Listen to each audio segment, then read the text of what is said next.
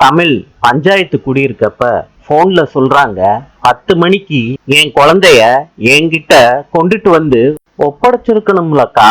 மலர் சொல்றாங்க, தமிழ் சொன்னதை கேட்டுட்டு, நாங்க சென்னையில தான் இருக்கோம் தமிழ்.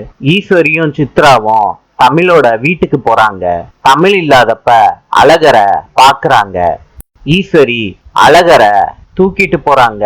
தமிழுக்கு லெட்டர் எழுதி வச்சுட்டு தமிழ் அந்த லெட்டரை வாசிச்சு பாக்குறாங்க. நாங்கள் எங்களுக்கு உரிமையான அழகரை இன்று எங்கள் வீட்டுக்கு தூக்கி செல்கிறோம்னு ஈஸ்வரி எழுதி வச்சுட்டு போனத தமிழ் படிச்சுட்டு அதிர்ச்சியாறாங்க. கோவத்தோட தமிழ் சேதுவோட வீட்டுக்கு போறாங்க.